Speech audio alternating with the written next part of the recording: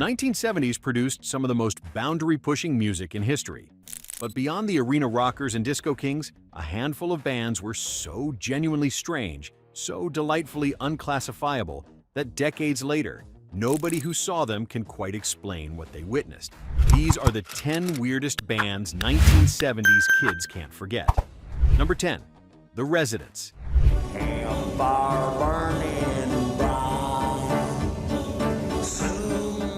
They never revealed their names, never showed their faces, and built an entire career around remaining completely anonymous. Performing in giant eyeball costumes and tuxedos, this San Francisco art collective released their debut, Meet the Residents, in 1974, followed by the deeply unsettling Third Reich in Roll in 1976, an album that deconstructed classic pop songs into barely recognizable, disturbing collages of sound.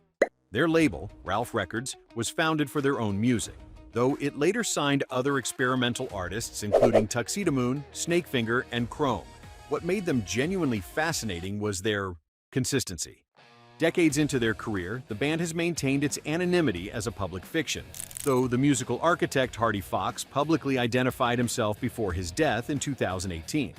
Artists as varied as Primus, Ween, and Danny Elfman have cited their influence. They never charted, never toured conventionally, and never compromised, yet their fingerprints are all over the experimental music that followed them through the 1980s and beyond.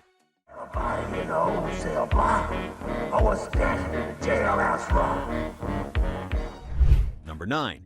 Devo.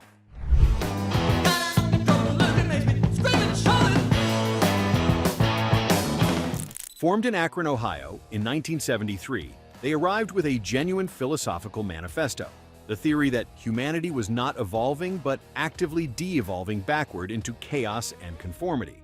Their 1978 debut, Q Are We Not Men?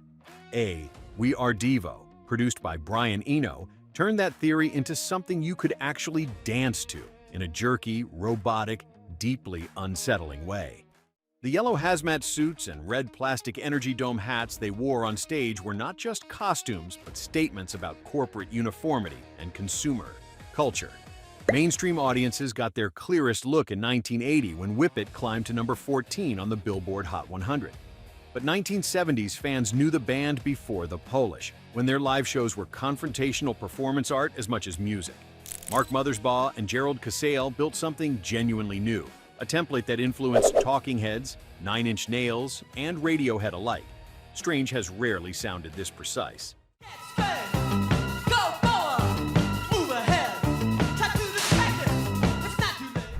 Number 8. Parliament Funkadelic. What's happening, y'all? Y'all ready to turn the fuck out? Hey, go park my scene. A full-scale mothership descended onto concert stages in 1976, fog machines blasting, performers in sequined diapers and platform boots spilling out from its doors. George Clinton had built not just a band, but an entire mythology, complete with characters like Starchild, Dr. Funkenstein, and Sir Nose Devoid-a-Funk, all delivered through some of the most rhythmically innovative music of the decade. Mothership Connection, released in 1975 under the Parliament name, went platinum and transformed the concert experience into something closer to science fiction theater. One Nation Under a Groove followed in 1978 under the Funkadelic name and reached number 1 on the R&B charts. A mid-1990s recreation of the original Mothership stage prop is now preserved in the Smithsonian National Museum of African American History and Culture, a testament to the cultural weight Clinton's collective eventually carried. Prince, Outkast, and Kendrick Lamar have all drawn directly from the Parliament Funkadelic well. And thank y'all. When you see my mother, tell her I'm all right. Number 7. Captain Beefheart and the Magic Band. Stakes were low, the stakes were high. Up on the mountain. Frank Zappa produced the record, and even he seemed slightly bewildered by what came out. Trout Mask Replica, recorded in 1969, bled its influence deep into the 1970s, and albums like Lick My Decals Off Baby in 1970 and Clear Spot in 1972 continued Don Van Vliet's tradition of dismantling blues and jazz into something almost unrecognizable. Band members have since described rehearsals as grueling, months-long ordeals in an isolated house in Woodland Hills. where Van Vliet controlled nearly every aspect of their lives. Despite the chaos, the results were startling in their originality. Polyrhythmic structures, atonal guitar collisions, and Van Vliet's four-octave growl created music that seemed to exist outside conventional time signatures entirely. Rolling Stone and Pitchfork have repeatedly ranked Trout Mask Replica among the most important recordings ever made. Tom Waits, PJ Harvey, and the Pixies have all acknowledged the debt. Van Vliet eventually abandoned music for painting in 1982 and never looked back. There goes my baby on that old train. Number 6. Sparks.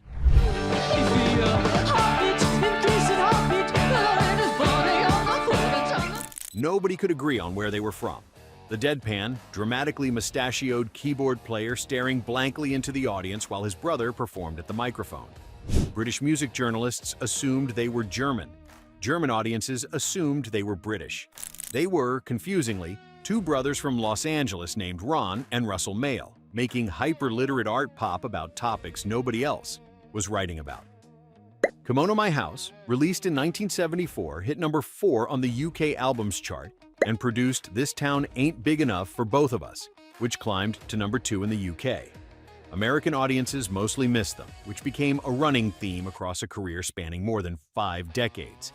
Edgar Wright's 2021 documentary, The Sparks Brothers, finally introduced them to a new generation and confirmed what longtime fans already knew. Nobody then and nobody since has quite figured out how to categorize them. Before we continue, which of these bands genuinely stopped you in your tracks the first time you heard them? Were you a Devo convert or a Parliament devotee back in the day? Drop a comment below and let us know where in the world you are watching from. Don't try to tell my dear, your tiny little mouth is full. Here's the flavor you are trying. Number 5. Tiny Tim.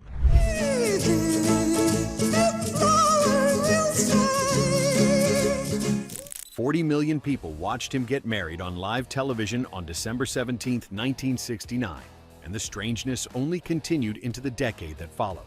Standing around 6 feet tall with cascadings, curls, and a ukulele, Herbert Corey, performing as Tiny Tim, sang century-old Tin Pan Alley songs in a piercing, wavering falsetto that seemed to belong to no era whatsoever. His 1968 recording of Tiptoe Through the Tulips reached number 17 on the Billboard Hot 100 and introduced mainstream America to something it was entirely unprepared for.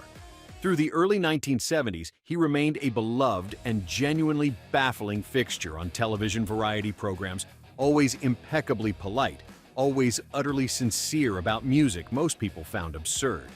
There was no irony in his performance, which somehow made it stranger and more compelling than any calculated eccentricity. His devotion to preserving music from the 1890s and early 1900s was completely genuine, which made him one of the most earnest oddballs the decade ever produced.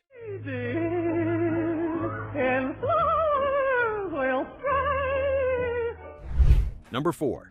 The Tubes. I wish I was the man in the soundproof booth. I wish I had a chance to stop the band. Several cities banned their concerts before most people had even heard their records. San Francisco's wildest rock export turned their live show into, something between a theatrical review and a provocation, featuring elaborate costume changes and frontman Fee Waybill embodying characters like Key Lude, a glam rock disaster of sequins and platform heels so exaggerated he functioned as a walking satire of the entire music industry. Their 1975 self-titled debut, produced by Al Kooper, introduced white punks on Dope, which became an immediate cult anthem.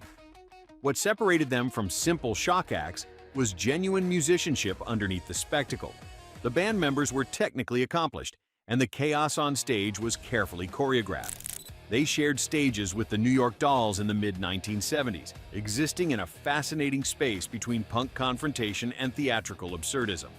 Their influence runs quietly through acts like Primus and the theatrical metal world of the 1980s.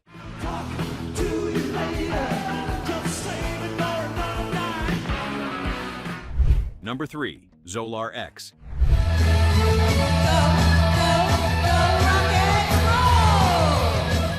Every interview was conducted entirely in a made-up alien language. Offstage, in restaurants, at rehearsals, buying groceries, The members of this Los Angeles glam act never broke character.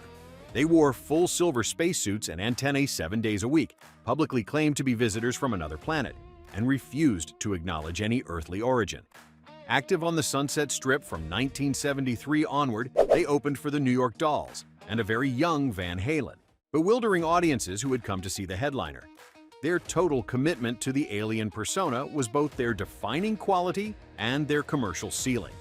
No label knew how to market a band that would not give a straight interview or appear in public without antennae. They remained a Sunset Strip legend rather than a national phenomenon, finally dissolving in 1981. Contemporaries from the era consistently described them as the strangest act they ever shared a stage with, which in mid-1970s Los Angeles was an extremely competitive category.